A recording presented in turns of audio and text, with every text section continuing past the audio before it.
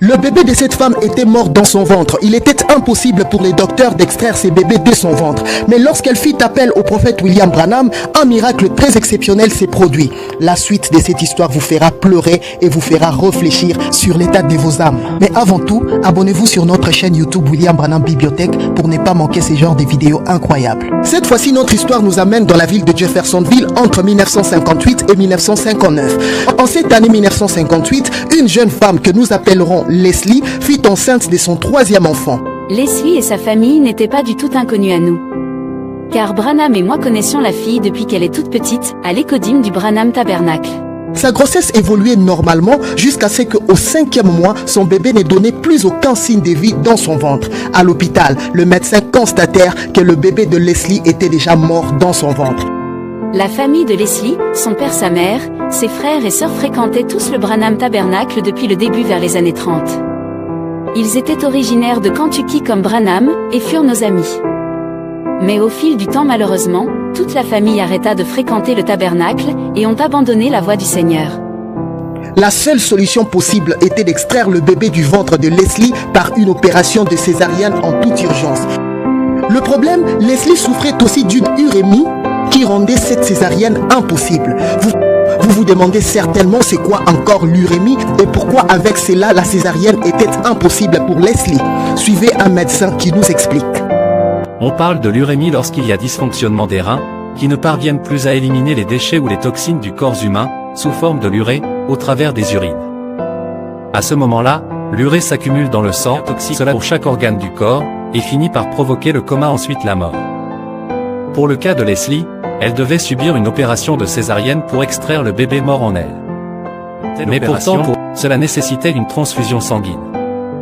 Malheureusement, on ne pouvait pas le faire, car à partir du moment où le sang de la transfusion entrerait dans son corps, cela se mélangerait avec le sang toxique de son urémie, puis cela circulerait dans tout son corps, et provoquerait une mort certaine. Aussi à l'époque. Vous l'avez donc bien compris, on ne pouvait pas extraire le bébé de son ventre puisqu'elle allait mourir à cause de la transfusion. Mais encore, si on laissait le bébé dans son ventre, Leslie mourrait de toutes les façons.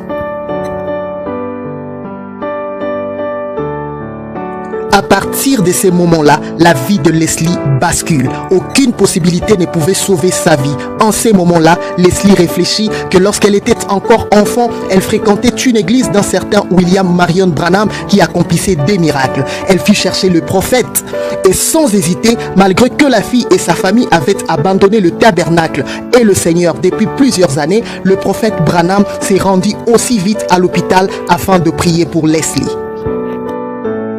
À l'hôpital, le prophète demanda d'abord à Leslie comment était sa relation avec Dieu. Leslie répondit, « Frère Branham, je ne suis pas encore prête à partir. » Branham exhorta d'abord la fille. Branham l'exhorta à se mettre en ordre avec Dieu avant toute chose. Leslie pleura amèrement pour ses péchés et sa vie de rétrograde. Elle fit un vœu à Dieu que si elle était pardonnée, elle aimerait et servirait le Seigneur plus que tout au monde.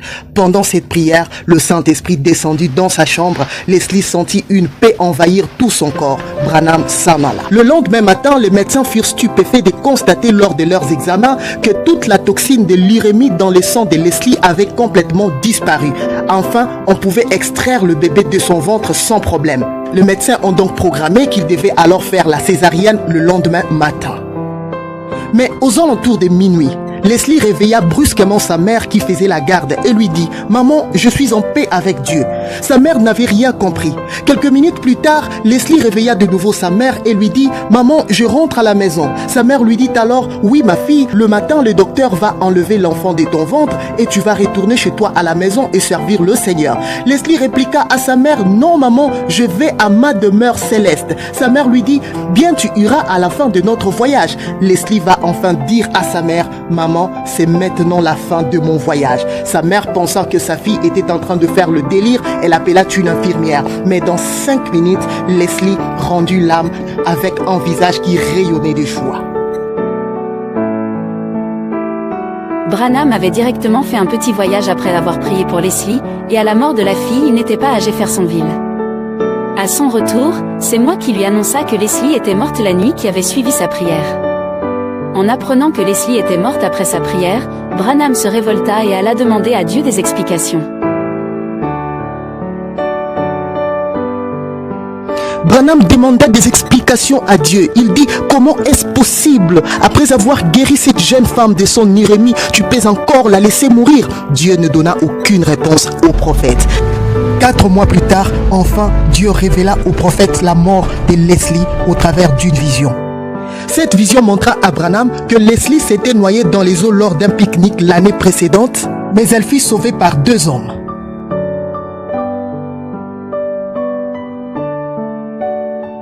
Dieu révéla au prophète dans cette vision que lorsque Leslie s'est noyée dans la rivière l'année précédente, son temps sur la terre était déjà arrivé à son terme. Mais étant donné que son âme n'était pas encore prête, Dieu accordait à Leslie un temps de grâce pour qu'elle mette sa vie en ordre. Et si l'enfant était mort dans son ventre et qu'elle avait fait cette urémie, Dieu révéla à Branham, c'était pour qu'il soit conduit jusqu'à Leslie afin qu'elle soit réconciliée avec Dieu et qu'elle parte dans la paix. Ceci doit interpeller nos âmes, car qui sait si son temps sur la terre était déjà écoulé et que tout ce qui se passe actuellement dans sa vie n'est qu'une interpellation de Dieu pour mettre sa vie en ordre. Que chacun tire sa conclusion.